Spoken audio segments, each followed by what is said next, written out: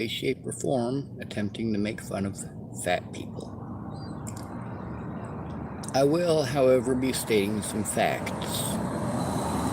These are facts according to my understanding, and some of the information is a few years old, so it may be out of date.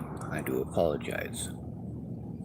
It would be sure nice if I was the good Lord Almond cheese and rice, praise the Lord, and could, of course, summon whatever I wanted, whenever I wanted, including world peace. Although, you'd think that would be a no-brainer and he'd have done that one already, but no.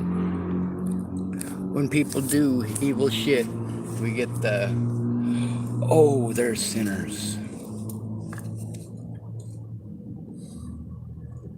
We're all sinners, every fucking one of us. Even Jesus was a sinner. And you can go ahead and sell me whatever bullshit you fucking want. The fact is, he played his words same as any other. He was a manipulator.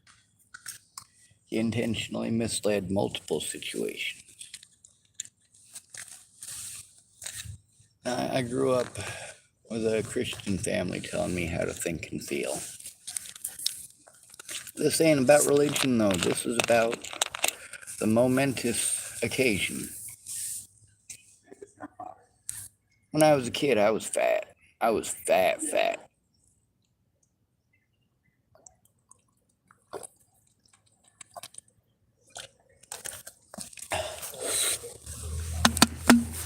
So, before I start talking about people who are big, plus size people, keep in mind, I'm not politically fucking correct about shit. I don't give a holy goddamn about politically correct. I care about saving your ass when you need it. You know what? Maybe you are insulted by the word black and you would prefer to be identified as a Negro. Okay. Well, I know a lot of people who are 60 years plus old who are black, who don't like being called black. They won't accept African American. The term is Negro. And they'll push that on you if you decide to push the issue. But they're also older folks. And they're, folks who have been around the block enough times to know that you're just being a racist asshole by asking and trying to push that issue. And that they can easily sidestep it by pointing out the fact that, hey, dude, do you come up to your white friends and have this conversation with them every time about how you're not a racist against white people? Cute. So what's this all come from? What's the Wally dynamics? Well, you guys have seen the movie Wally. And yes, there's large people in that. And we're going to get to that. And of course, the large people in Wally, they're, of course, over long periods of time, it's called microgenetics. Your body is going to change just a little bit based on how you live your life. If you live in an area where there's an abundance of food and you never eat, you're going to be skinny. Your offspring are going to be prone to being skinny. They're going to be able to survive on less as well, however. So let's say you live in a tropical rainforest and you could eat to your heart's content. You could get huge, but you don't. Now let's say something happens to that rainforest. A bunch of locusts go through, who knows? Something happens and all that rainforest is now gone, but you still inhabit the area. Well, the first people to go, I'm sure you guys, at least a few of you, have seen the movie Zombieland. Yeah, cardio is pretty fucking important.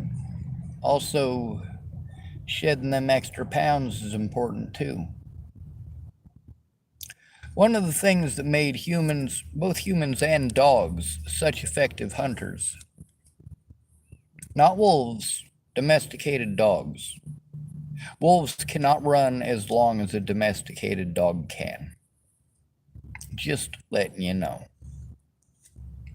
Most breeds of domesticated dog are capable of running at least 15 hours alongside a human being. And before you guys start complaining and going, oh, that's not possible, you know what? There were lots of people for a lot of years that not only did not have gasoline-powered vehicles, they didn't have wheels. That's right, there was a time in human history where we didn't have wheels. Imagine that. So what they do? They made a drag. What's a drag? Well, you take two sticks, kind of like you're tying an A-frame. You attach them at the top, make them so they cross over a little bit, not too much. You put a brace across the top here so that it keeps it triangulated. You put something over the top. It can be either a layer of sticks or it can be an animal hide, whatever. And what you do is at the very ends of these, one of them goes around your hip on this side, one of them goes around your hip on this side. You hold on to them with your hands and you walk. And the very ends of it, that'd be the parts where my knuckles are, the long ends.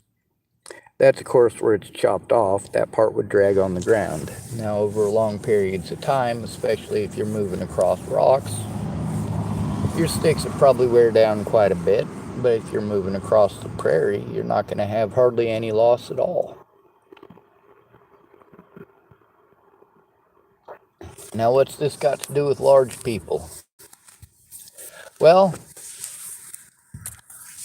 there's a reason that a human being can jog for 24 hours straight. Most of us can't do it. We don't have the physical conditioning. Most of us want to drive places and hop on buses to places, and we really actually have to. I mean, as a matter of efficiency, if you've never been homeless, this is probably not going to make any sense to you. As a matter of efficiency, you need that transportation in order to make ends meet. If you had to do it the way that your great-great-grandparents had to do it, you know, they got a buggy and they got a tire and they can, well, they got 4 tires, 4 wheels. And they can, of course, make it across a little bit easier than that person with a drag. They can make it across the prairie a bit easier. They can attach it to horses or, even better yet, oxen. Musk oxen are huge.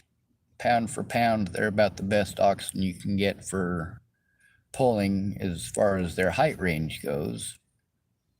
But really, we got these miniature cows, and we come to find out that the miniature cows, because they're lower to the ground, can actually pull more than the cows with longer legs. Imagine that.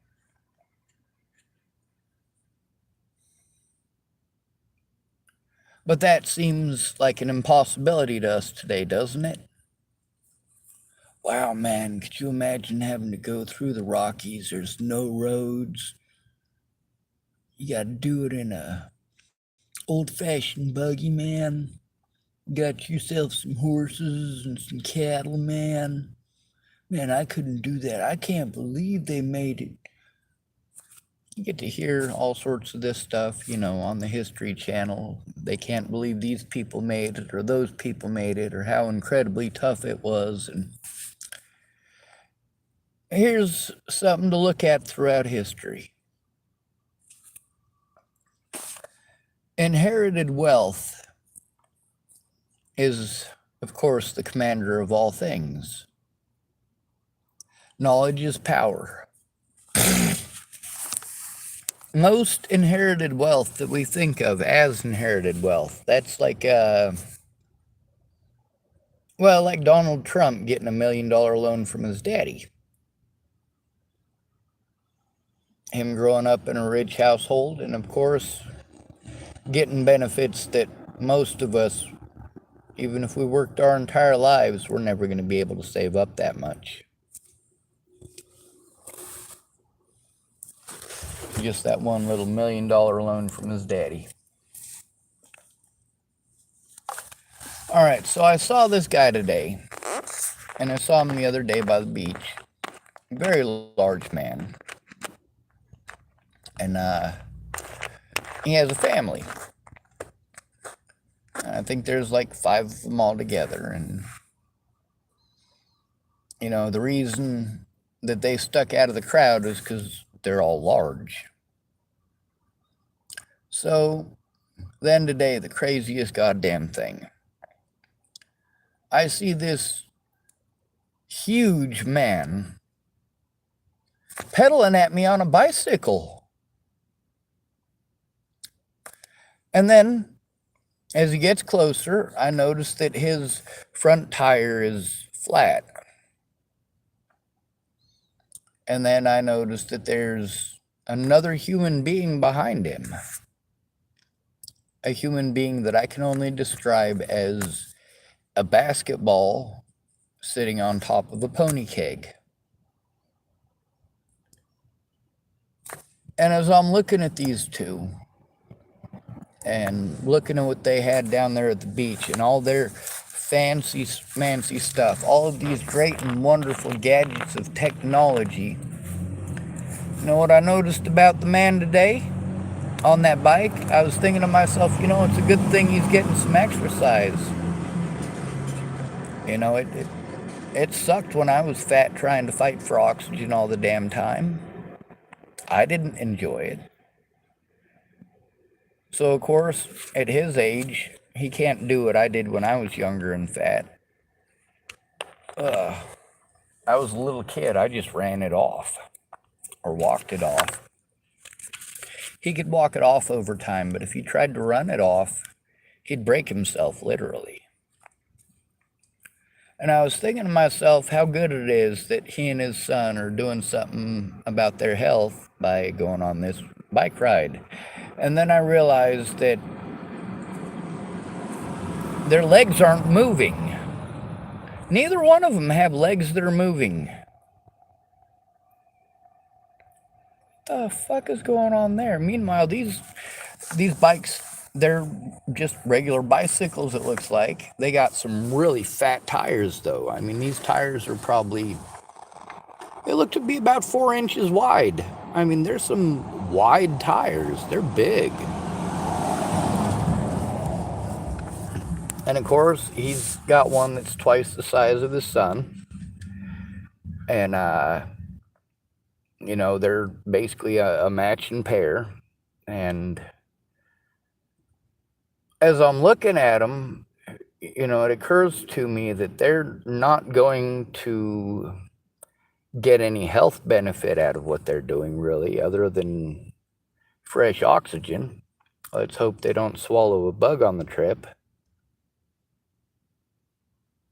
When I was a kid, though, like I said, I'm not making fun of fat people. If I had a bike like that when I was a kid, I'd still be a chunk. And I wasn't little when I was younger. I was a very, very fat person. My booty sweat was fucking Crisco, you know? Crisco lard bottom, straight up.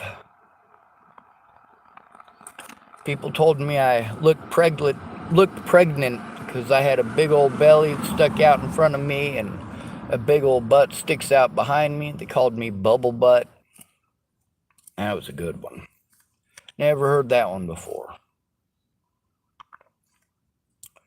So we got all these comedians, right? They want to make fun of, well, pretty much everybody. And a lot of folk, what they're saying about this politically correct stuff is, if you're gonna have to be politically correct, you're gonna put every comedian in America out of business.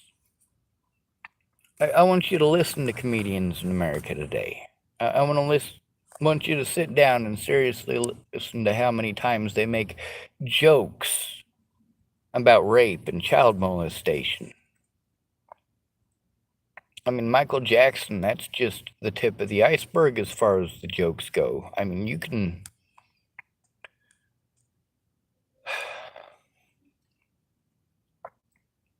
Is that something we should be joking about and laughing about? But also, do we want to take away all joy in the world? So we try to divvy it up, right?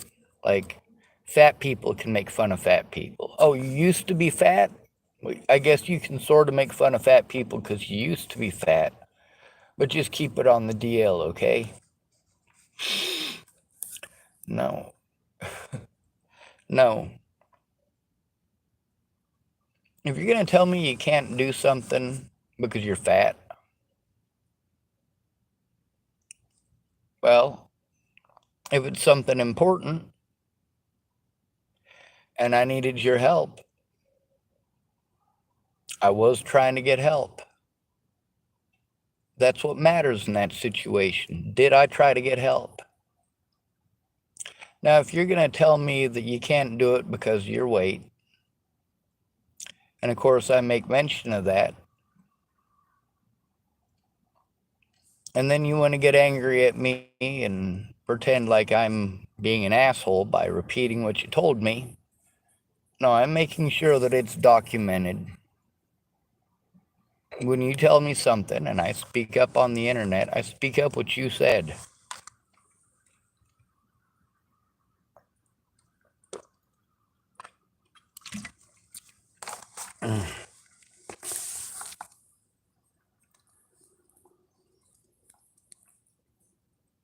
So, of course, all that train of thought, all of it was because I saw this guy and his son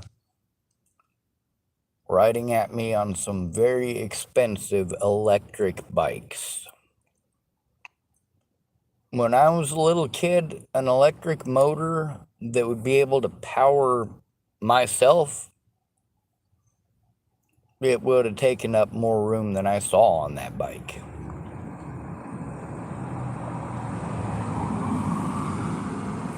So, electric engines are getting better. These ones are small enough that, I mean, this guy's probably pushing 300, 350 pounds easy. That's a lot of, that's a lot of weight. And he's got a tall frame, and he's got, you know, some muscle underneath there. You're going to have muscle under there, though, because you have to move all that fat. So,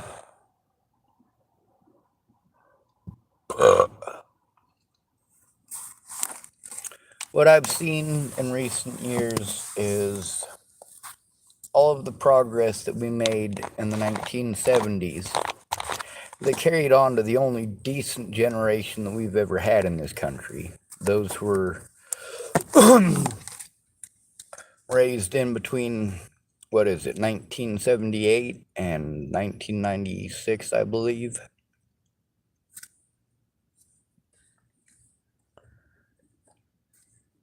See, we got to be the first truly integrated generation. We also had the benefit of being the last generation that grew up without personal computers, and the first generation to grow up with personal computers. So we grew up in the 80s. We learned Unity. Most of us who are,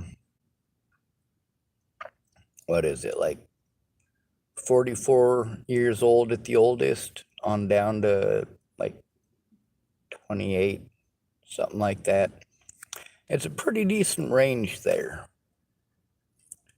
But the people who were born and raised during that generation, we didn't have to grow up with the internet as it is today, where people grow up with it and they don't know no different.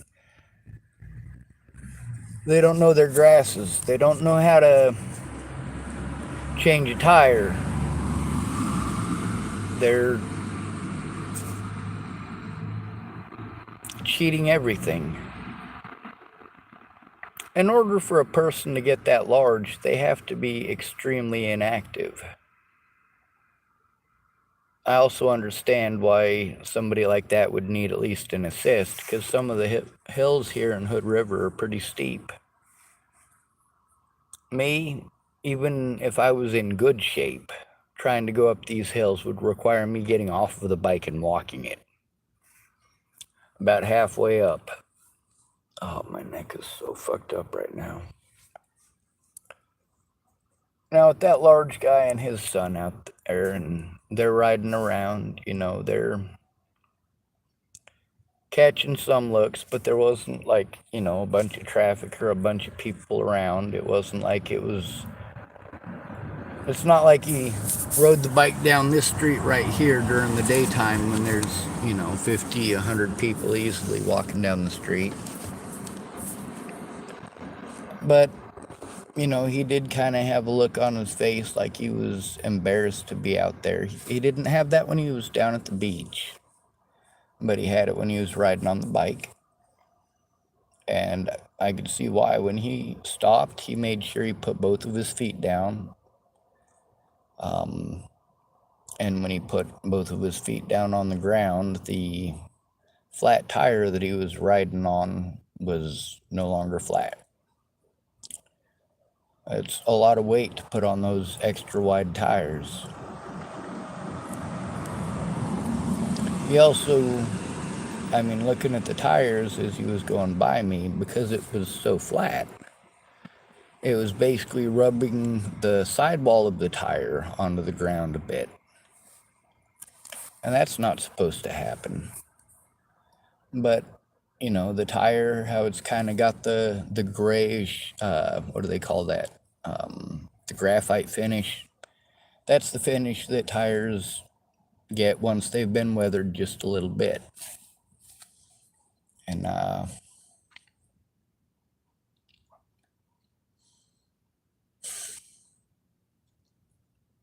we got to the point 1996 that technology was no longer working in our favor. We could move no further forward and advance ourselves as a nation or as a people through technology. Because as a capitalist nation, we geared all of our technology towards profit. And in order to create profit, you have to band together and have groups, secret groups, secret meetings. And it's not like, the Skulls or the Masons or some crazy shit like that. It's just people with mutual wants or mutual needs. Let's say you got 30 people within a community that are, in a power position, and you've got a vote coming up over whether or not you're gonna, well, it doesn't matter what the vote's about. It could be anything.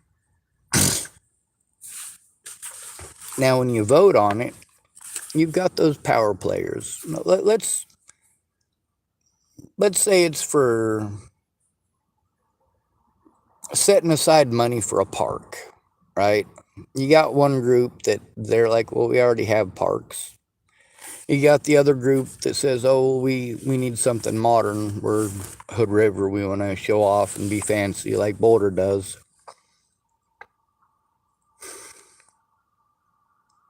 You're always competing to keep up with the Joneses. The people who are in power, let's say, out of those 30 people, really only 5 of them care enough to do anything about the fountain, but there's about 15 of the people there that owe allegiance for some reason or another. And allegiance isn't like you would see in the movies with knights in shining armor. It's one of those mutual benefit things. If you live next door to somebody and the neighbor on the other side is constantly complaining about their loud music at 2 o'clock in the morning, and you're sick of their loud music at 2 o'clock in the morning, the two of you working together can do something about that 2 o'clock in the morning bullshit.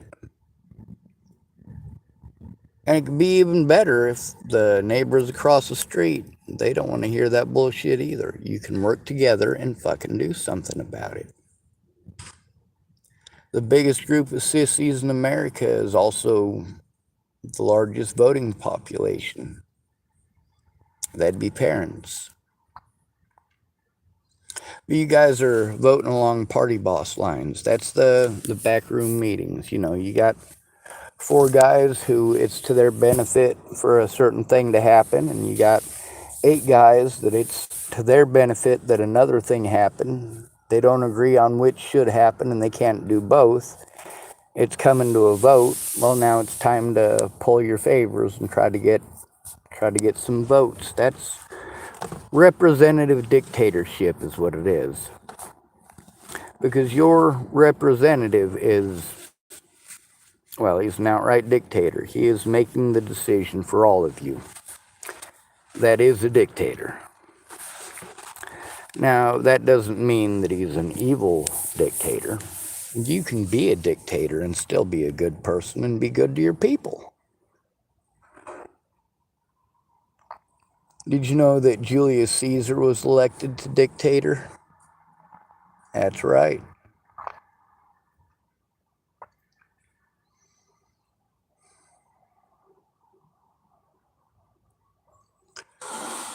We like to talk about Greek democracy, and America is not based on Greek democracy. It's based on Roman imperialism, and it's strange that we don't have an emperor, but that's what the president does. He holds the emperor's seat. Now, when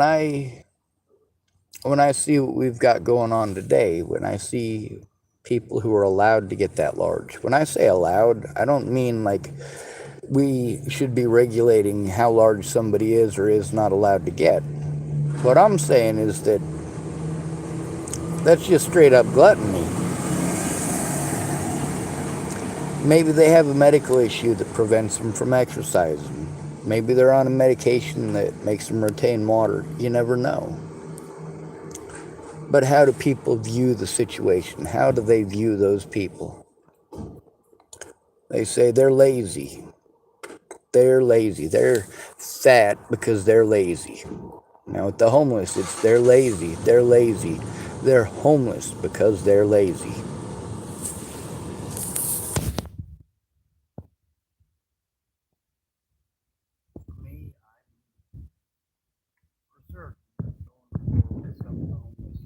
River. Obviously, it must be because I'm lazy that I choose not to kill people, right? No. With a lot of people, they want to pretend like being homeless is the same thing as going on vacation. Oh, yeah. I'm going to tell you something about that man. That large man with the large family. He's on vacation. He's got money to spend. I don't know if those bikes are rentals that they have at a rental place here in Hood River or if he had to buy those bikes, but they look brand fucking new. When I saw him down at the beach, it looked like he had the finest of everything. They all did. And in plus sizes, too, I might add.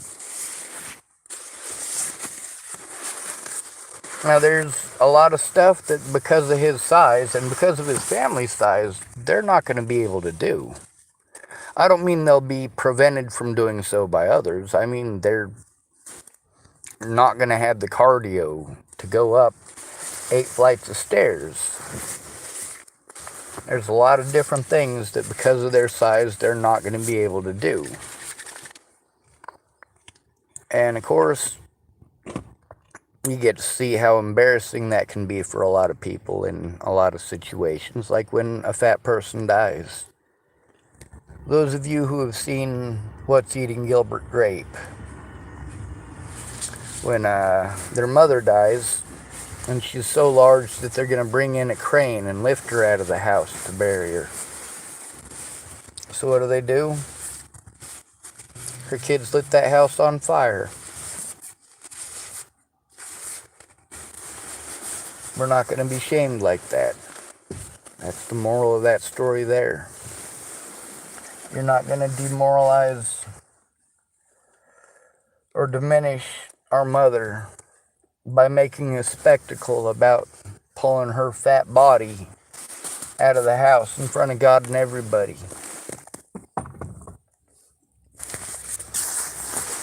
With the people that are mad at me, most of them, it's not that I lied. In most of these cases, I didn't lie. In a few of these cases, they want to pretend that I lied. I simply got information wrong because I was lied to. That's not intentionally lying. There's only one person that I asked to lie about the situation. That was my little sister, and that was,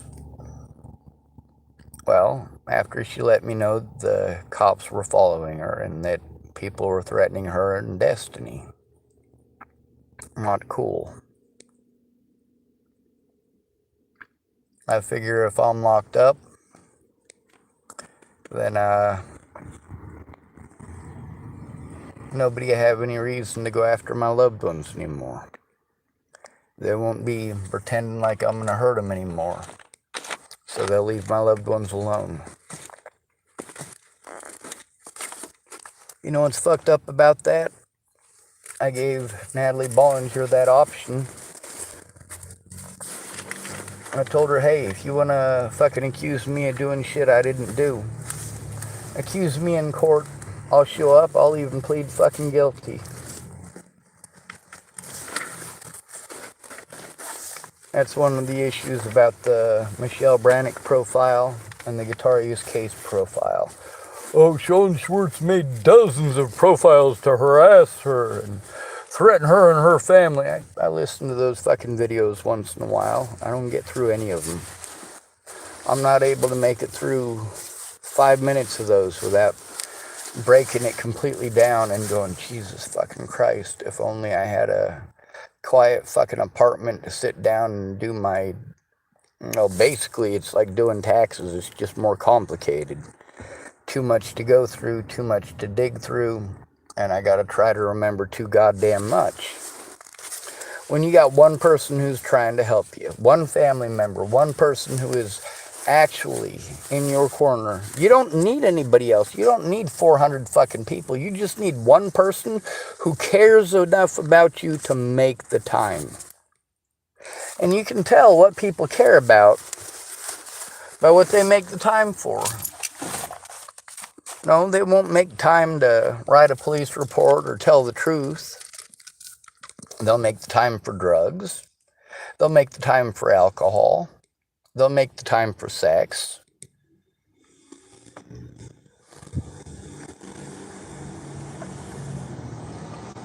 And meanwhile, as I'm looking at that guy on the bike, and I'm going, man, how did he even get his leg over that in order to even get on the bike? And I'm not saying this as making fun of fat people. I remember when I was fat, getting onto a fucking bike was damn near goddamn impossible.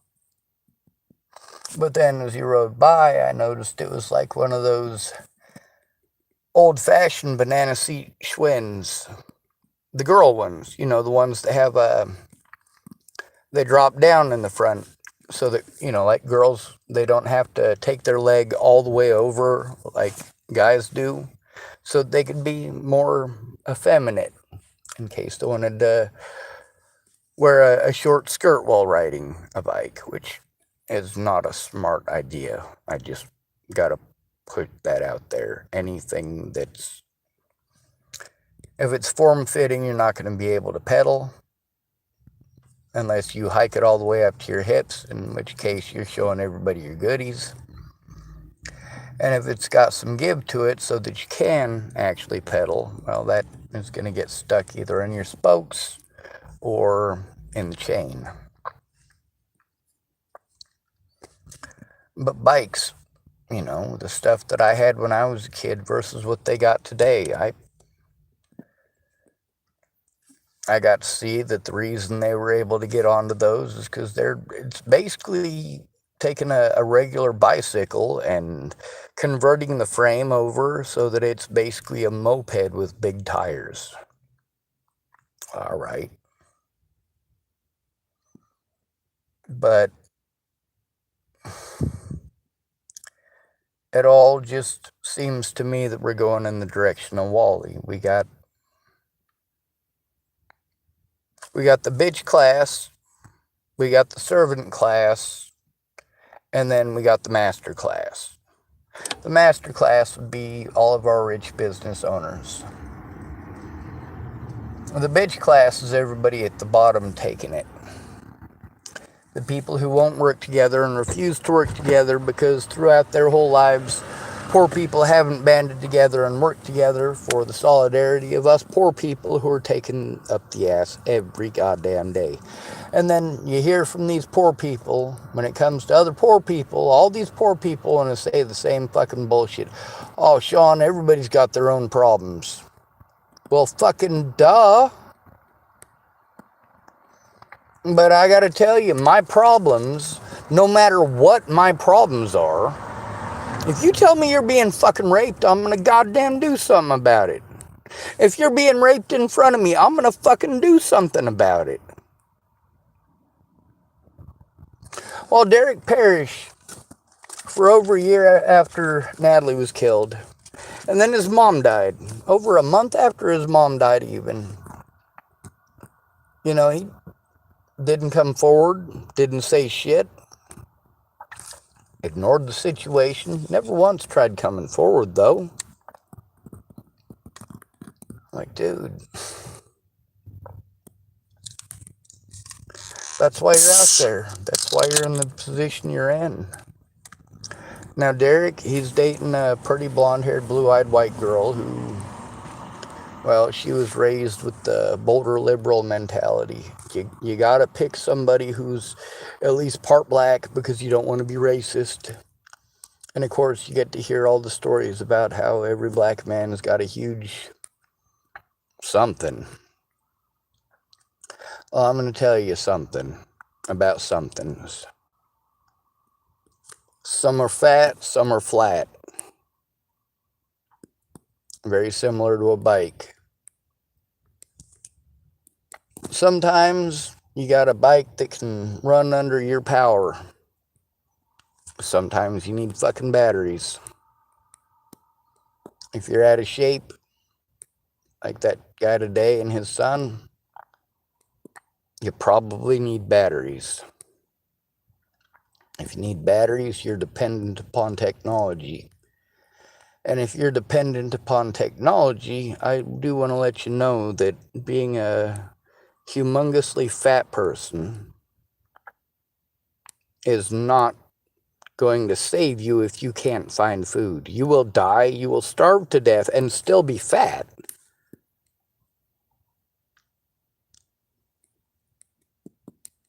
Now, everybody's under this idea or impression that, oh, well, technology is here to stay. No, there's ways of getting rid of all of this. And I'm not talking about everybody working together all blazing saddle style and